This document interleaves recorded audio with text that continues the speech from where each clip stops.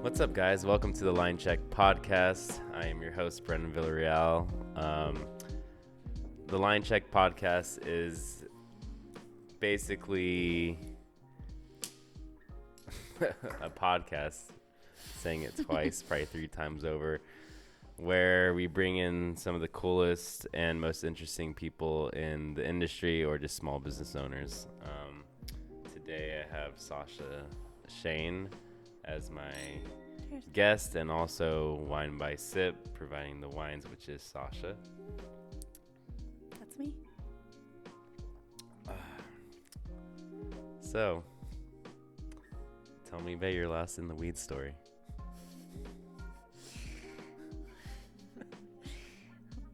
In the weeds, professionally or personally? Wait. First, we should tell our audience what in the weeds means. My definition of in the weeds is when you're trying to do your job and it's just getting really difficult to do. All these obstacles getting thrown at you. And you gotta weave and bob and make it out. Find your way. You gotta get your hedge cutters and start cutting down the grass as you finally... Yeah. More like sinking sand. They can also call it like that too, which would be pretty funny. Yeah, you're just behind in your tasks. You're just one step behind, can't get ahead. In the weeds. I love it. Yeah. I can't think of the last time professionally I was weeded.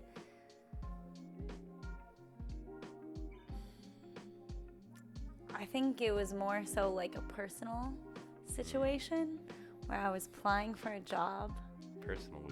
Personally weeded. I was applying for a job that I really cared about and really wanted to get, and a certain situation years prior that wasn't the highlight, wasn't the best part of my life, wasn't the most iconic moment. Yeah. Kind of came back out and bit me in the ass and kind of stopped me from getting that job, and that more emotionally weeded me for a little bit. Made me feel kind of shitty, and maybe I wasn't in the right place at the right time, but that feeling passed. I feel better now. That's good. With the help of my community, which in the restaurant business, when you're weeded, you can reach out to a teammate and ask for some help, and they help you because you're a team, and yeah, you need everybody, a little help from everyone to make my favorite saying is "got your back," and got your back. If they don't got your back when you're in the weeds, then you know who's truly got your back and who doesn't. Yeah, it's important. It's an important rule to follow in real life too, I think. That's my story. Very ambiguous. Amazing. Well, since I am the host, I should probably give it in the weeds story myself. Let's see. What's the best one? But should I do the latest or the greatest? The Greatest. It's probably my first time shucking oysters during a busy service, probably a Friday or Saturday, transitional time from a weird lunch to dinner service where everyone's still running around closing their lunchtime stuff, and then someone's coming in and bringing their dinner time stuff, and then also getting tickets from dinner stuff and lunch stuff at the same times. And then I had to shuck oysters, and I'd never done before, and we also had the crusher on ice, and I was just trying to shuck them as hard as I can. Even it was called Padre in Long Beach. It's a very, very fine establishment. And I was shucking them, and then I was using too much force when you're not supposed to use a lot of force. You're supposed to find the little hole and then little pop. Little caress. Yeah, and so I stabbed my hand with the oyster shucker knife, and then I don't like blood, so I got woozy immediately. My sous chef bandaged me up and all that. You pass out? Almost, but hold it together. You gotta put lime in there and stuff, because if you don't do that, it's gonna you get infected really fast from lime? Seafood. Yeah. It's called Bactine. Acid. In the kitchen we call acid. Are we back in the olden days, just using citrus? Yeah, exactly. It's like And that's how kitchens work. the surfers in Hawaii, when they hit the reef, there's a lot of bacteria in the reef.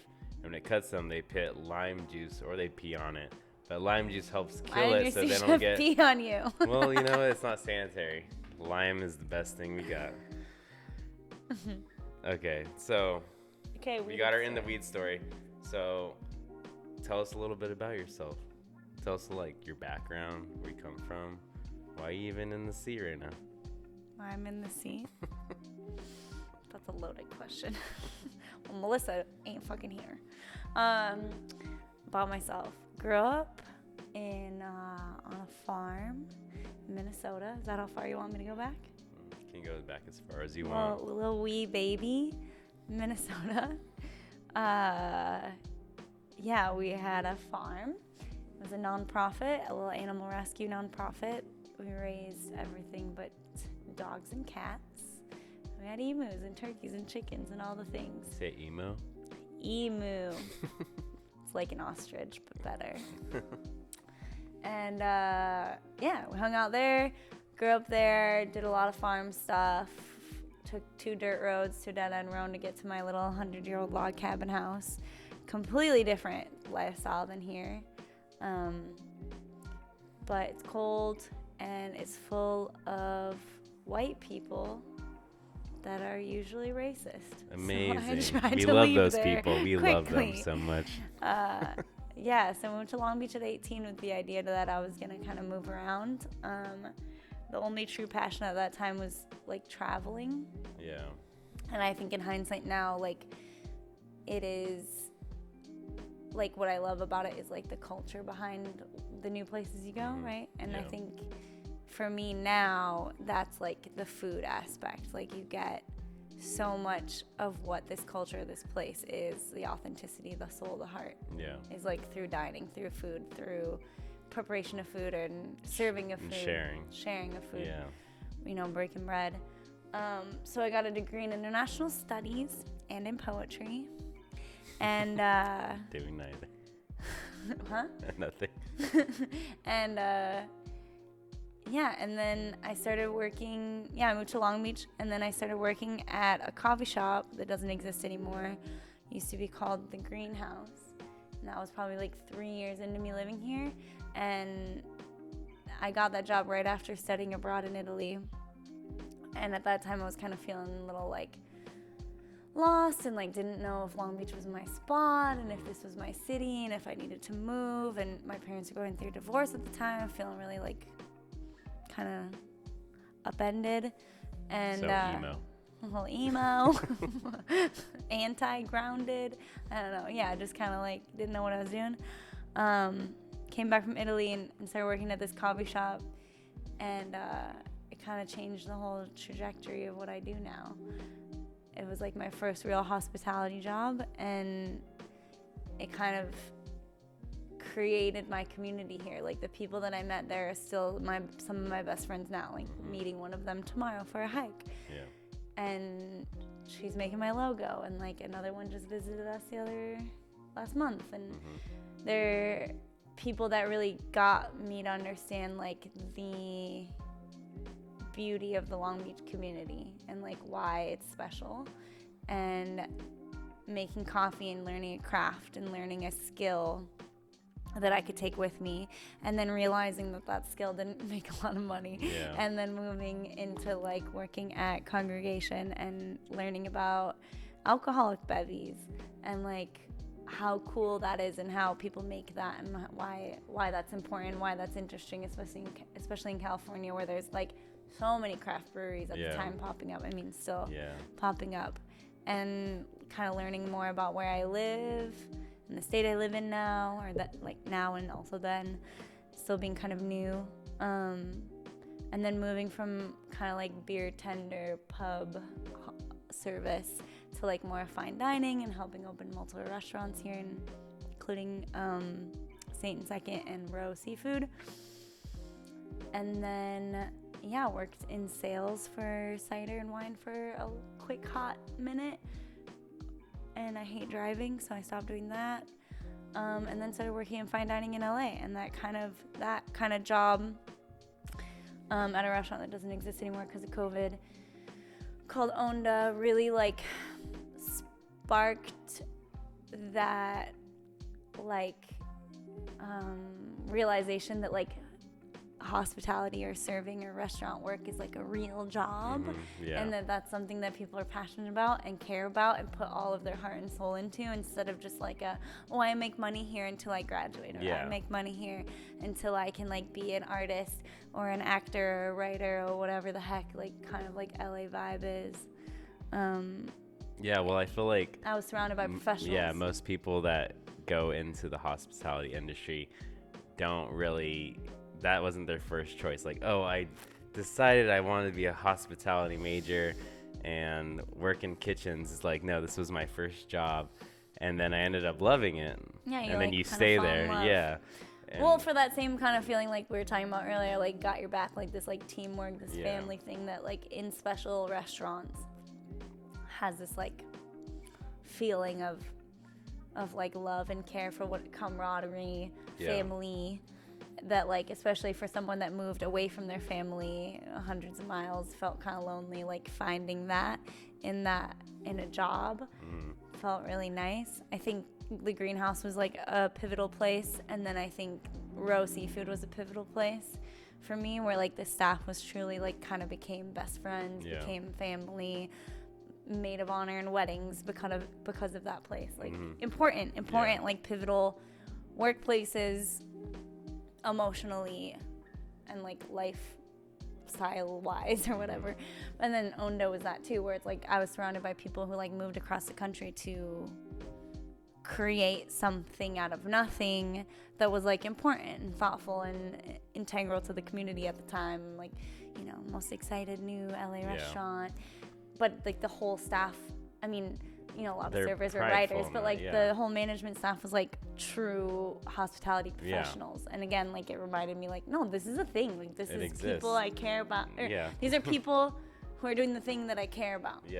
And that I thought was like something I wanted to do, but it was told like, when are you gonna get a real job? And then realized like, oh, this is a fucking real job. I can do this. And I kind of always had a really difficult time like quantifying like what my skill set was, but I've always been really good with people, and I didn't know how to like write that on a resume for any other type of job. Like great at peopling. Like I don't know how to do that. But like now the more I'm in it, and the more now that I've like worked in restaurants and thrown events and been an integral like part of like events and community organization, like it is very clear that like that's a skill set that I have, like bringing people together under a common cause or thing or food or and I feel wine. like what you're talking about doesn't exist in Long Beach. I think it exists, but I think it seems like it's like little microcosms within its own restaurants. Like the Greenhouse had that, Row has that, or had that, I don't know anymore because I don't work there, but like Ponza, its sister restaurant, seems to have that. Like these certain little kind of like bursts of energetic like feelings and staff that like are kind of magnetic. Like it exists, but it feels, but it's always at this kind of like, I'm not trying to like diss it, but like kind of this like stagnant kind of like not mediocre, but like we hit this way, it's like this is good, and then no one ever is really striving to be like great in all aspects. Like I think Long Beach has really great places for wine, and it has really great places for food, it has really great like hole in the wall taquerias or whatever, but nothing's like kind of combined in this like this whole thing as a whole is great. It's not like, it has great hospitality, it has great wine, it has great, and I guess my whole idea of great though is a little skewed, because I think there needs to be some understanding of place, and then there also needs to be integrity of sourcing. Like, where are you getting this? We live in California, you can grow everything. And everything is seasonal. Like, why are we serving this at this point of time? Like, why are we not using the entirety of this tomato and just like the slices? Like, what?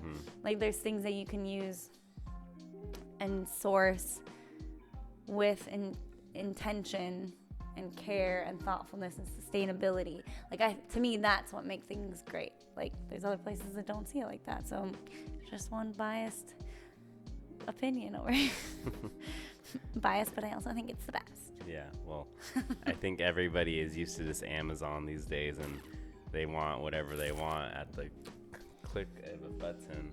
Yeah, and like and I feel like that kind of the same thing as like some restaurants that serve the same things. Yeah, like there's no reason we should have the every same year. exact dish with the same exact ingredients all of the time, or the same exact wine at the same tastes exactly the same. Like there's no reason. Like if we're talking about sustainability and farming in a state that you can do that all year round, like it doesn't make any sense to me.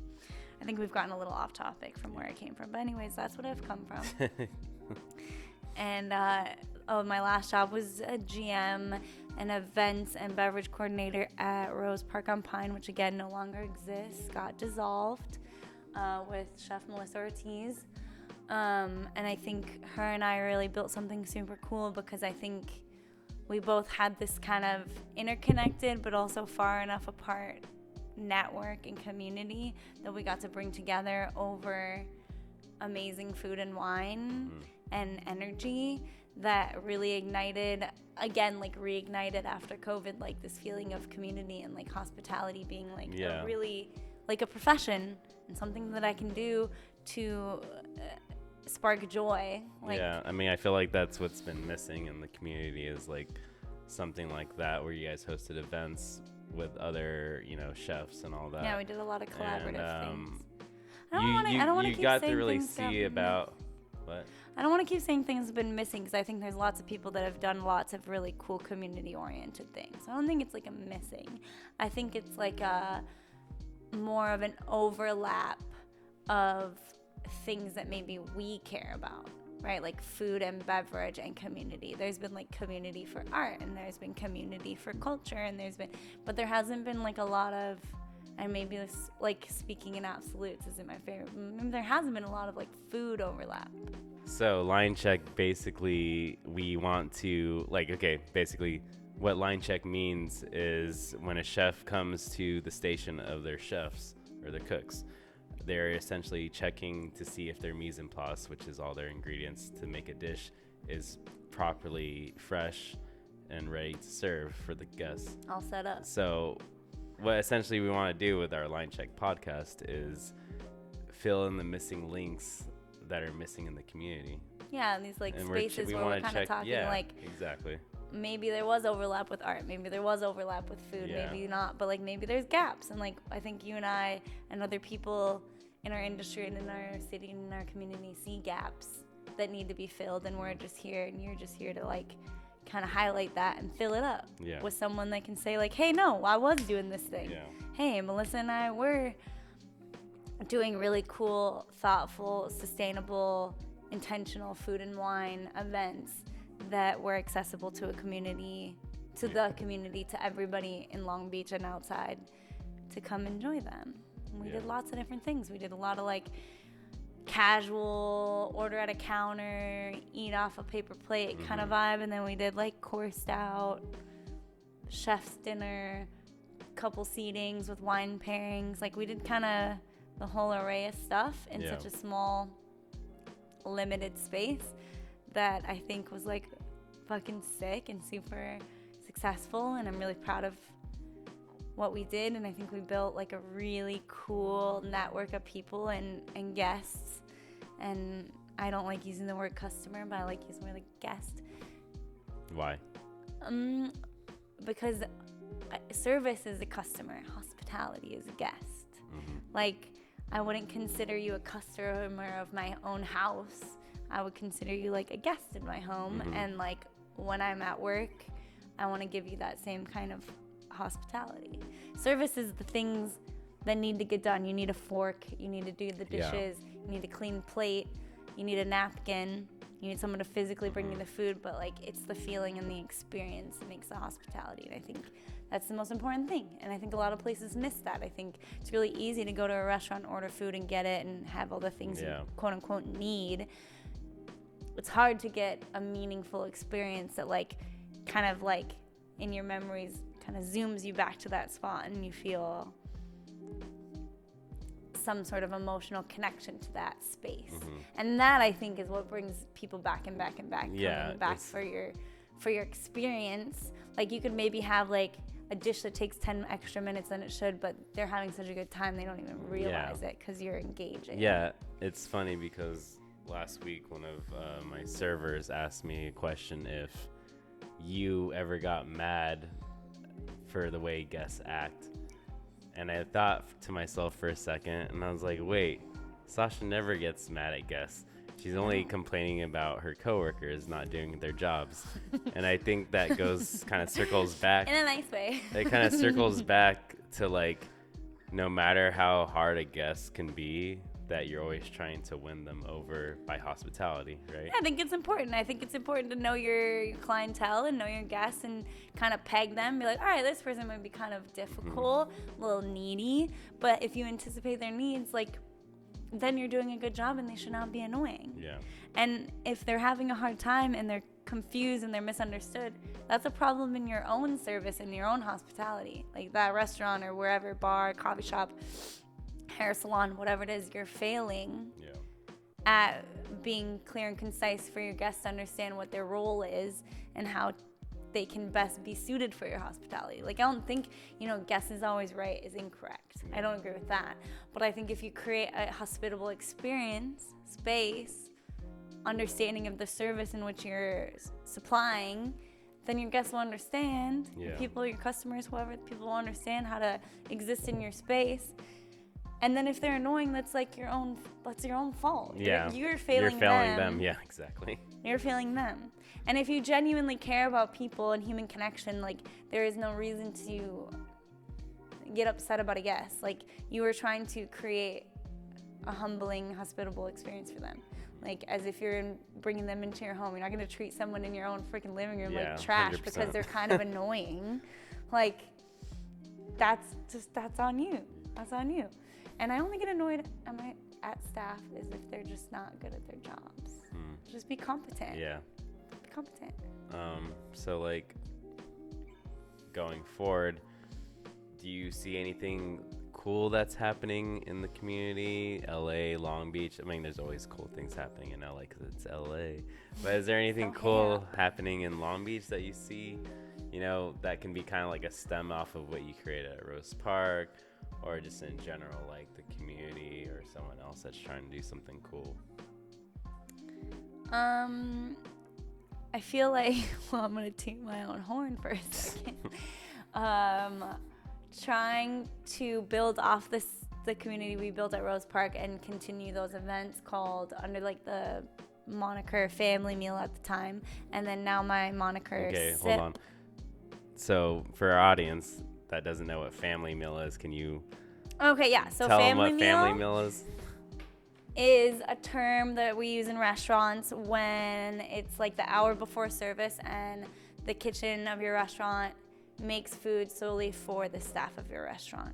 So a lot of places call it staff meal, but I think you and I have agreed that like staff meal kind of sucks because the term staff meal sucks because it doesn't, words matter. Like it doesn't like make you feel like a team. Yeah. So family meal is a better verbiage. And it's like, you're like you in the kitchen, even though you're about to work another 8 hours cooking for customers, guests, you're going to cook for me, the server, you're going to cook for your other cooks, and we're all going to hang out and like enjoy a family meal together before service. And take care of one another, come together as a team, as a family. It's a bonding time. Or back of house, in front of house, all sit down and enjoy food together and get fueled for service and get ready to like rock and roll. Yeah, ready to rock and roll. So that's why we called our collaborative events at Rose Park Family Meal due to Melissa Ortiz and Arturo from Gusto Bread. They would have these little kind of like hangs in his backyard before he opened his brick and mortar. Him and Anna opened their brick and mortar space on 4th Street. They would have these kind of like little hangs in the backyard, and they called them family meal because there's kind of people in the industry coming through and eating and bringing food and everyone sharing food. And we kind of like jumped off that idea and created collaborative dinner events called family meals. So like we did one with Gusto with Arturo, we did one with Michael from La Parlaccia, we did one with Hamburgers Nice and Jairo. We did a couple with him actually, and those were kind of more casual. The one with Arturo was a little more buttoned up. There was another chef who moved to the East Coast called, his name was Alex Ruperto. We did one with him. And these were like very collaborative, and we called them family meals. It was like a kind of a little tip of the hat to like bringing community together and sharing food together and supporting one another. So we kind of took that name and changed it to like our event name. So yeah, so I'm doing, Melissa is going overseas, so I'm spearheading this family meal event, and trying to bring more community people, more people who cook, who do art, who do tarot, who do prints and ceramics and music and stuff, kind of all together and doing these more events. So so tune my own horn, I'm doing those. I think they're going to be pretty cool. Keep an eye out. Check the flyer out. Go on Instagram. The next one's the first and next one outside of Rose Park Roasters is April 30th. And you're going to be cooking. It's yes, I'll be cooking. Along Grilling with up lots some of other people. Filipino barbecue skewers. Yeah, we got Fonda Tabala, and we got Cold Hearted Gelato. We got the two cooks that we're working under, Chef Melissa, Domingo, and Jose, are starting a little thing called Oyster Boys, and they're going to be shucking oysters. And it's going to be really cool. We got Ojos Tarot, we got Tilt Radio DJ. And fifth year roasters. Dom, he's going to be making kind of like non-alcoholic and non-caffeinated coffee drinks. I'm pouring wine by sip. What does SIP stand for anyways? Sasha's Intentional Pours. Yeah. I like it. It's kind of cutesy, but I wanted to make, everything I pick, there's a reason. It's not just like, this tastes good. I mean, that's one reason, but there's other reasons that are important. And like, I think wine should be accessible and fun, but also there's intention behind everything. There's intention by farming. There's intention by winemaking. We're really going off on a tangent. Yeah. But so I think that's cool. I do think Good Times is really cool.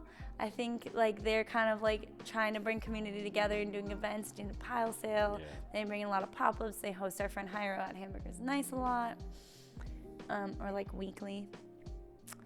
Sala Coffee and Wine is some more people that I think are doing really cool stuff. Like they're bringing in a whole natural wine program. They're younger than me, in their 20s, fucking rocking 2 businesses, which is just like shocking and amazing to me. And they have a shop. Day and night. They got a shop in Whittier and a shop in Big Spoon Knolls, and they're pouring, I think, some of the best coffee in the city. Yeah, agreed. Really good wine. They got freaking disco ball pop-in. They do really fun nighttime events. They host different chefs. They have pop-ups all the time, both in Whittier and Long Beach. And I'd say the food is really exceptional. The food is always really good. The chefs that they choose for their pop-ups are really good chefs. It's always like really different chefs, like different types of food. Like they've hosted you, we've hosted Melissa. They've done a different Filipino barrio. They've done this guy Nick, who's Love Me Tender. Yeah. I think it's like barbecue pop-up. They've done a lot of Mexican La Novia. That was They always have a lot of people, and I think it's a pork belly taco. Yeah, I hear it's great. Never had it. And like a avocado puree, and wow, it was like candy. Yeah, too easy. And they host people that are doing cool stuff, and then I also think they have a really cool like following of people that are like young and like down to like pop bottles and like share wine. Interested. It's like how I was in 2010 with craft beer. Yeah, everyone's you know what I mean? Everyone wants to just try and taste these new alcoholic beverages. Yeah. Except some new juice. Yeah, it's what I wish I was drinking in 2010 rather than heavy ass craft beers. Yeah, we get just as drunk though. Yeah. But yeah, no, it's cool. It's like a very communal, fun, like no pretension, casual spot, and you don't have to know anything about wine to have a good time. You don't need to know anything about food or coffee to have a good time. Space is welcoming. They're welcoming. They got cute earrings for sale too, which I like. And it's sick. And they're also cooking their own food for breakfast. Yeah, and then during the day on the weekends, they're cooking their own food. Like a chili Achilles breakfast burrito. Yeah. You heard that. Chili Killy's breakfast burrito. Yeah. You heard it here first. But yeah, they crushed. Where do you see yourself going, or where do you see yourself in like 5 years from now? Are you still gonna be in this industry? Question. Or are you gonna have like your own brick and mortar? You gonna have a bottle shop? I don't know. You gonna be your own boss? Hopefully. There's lots of. I don't not like. Yeah, I mean, I feel like nobody knows what they're gonna be like in 5 years, but I think What's if they have like a clear plan, or I definitely don't have a clear plan. What they want, kind of, you know. I think the things that I know make me happy are community and like being able to spread joy and bring people together around a common, I don't know, a common goal, a common experience, ambiance, food, beverage, like, a common space. Yeah, like it's just all like bringing people together in some kind whole. of way in a hospitable environment is something that really does like spark my passion and give me energy as an extrovert. Yeah. I fucking love that shit. So I do want to keep doing that, and I do think that like being able to have a platform, you kind of gain this responsibility of upholding people, products, brands that are doing things that are important. For instance, like working at Rose Park, like working with winemakers that are, small, like having a platform gives you a responsibility. Yeah. Like if you have this space, at least this is how I feel. If you own a restaurant, if you own a cafe, if you own a salon, boutique, whatever, like you have a responsibility to make the world a better place. And there's a lot of things that you can do in that sense, like, minimizing your carbon footprint, like promoting brands and products that are doing good for the environment so we can continue living here. And like promoting small winemakers that are working sustainably, that aren't, having a lot of waste, like all organic, biodynamic, like not, poisoning the earth, and then also not like shipping things out to like extremes where it's like, okay, well now all the plane and boat fare kind of ruining your great farming or whatever. And then also working with like products and produce that are local, that are, just sustainable, I think is important. So like having a space where I can promote that and then like also uplift other people that I think like deserve it. Yeah. And there's so many small businesses in the city that like really truly deserve support. One of them off the top of my head is Vida. Like she's amazing. Her name is also Sasha. But she stopped working at like giant production companies for commercials for like stupid brands like Patron and stuff that like have so much money and don't do anything good for the world, to like open her own plant shop and like really put herself and her own creativity and her own spin on it and like bring joy to other people and like source from local ceramic artists and like do all these things. It's just like, it feels difficult as like a single person to do good for the entire world, but like if we zoom in to just like Long Beach or just to like our 2-mile radius of Long Beach, like how can we support one another and how can we make this 2-mile radius like better? Like she's a person that I think is doing that. Like Sol is people that are doing that. Gusto are people that are doing that. Like they're sourcing well and they're being intentional and they're supporting people that should be supported, that are good, and they ain't shitting on people. They're doing a good job. They're just trying to do their best. Yeah, they don't have egos, or as small of egos as we can all have. But it's just, they treat people well and treat the environment well and support one another. Like those are kind of like the important things that I try and live by and like find joy in every day. Beautiful. Be intentional. Be a good person. Have integrity, and spark joy. Those are important. Those are the kind of the 3 things that I live by. And so I guess my 5-year goal is to have some sort of platform where I can like kind of magnify that on whatever level, be it with food or wine or restaurants or whatever it is. Something like that. Amazing. Well, that concludes our segment for today. It was a pleasure to have you here with me in the studio for the first time ever. We hope to catch you guys next time with whoever the guest might be. That's it, and that's your line check for today.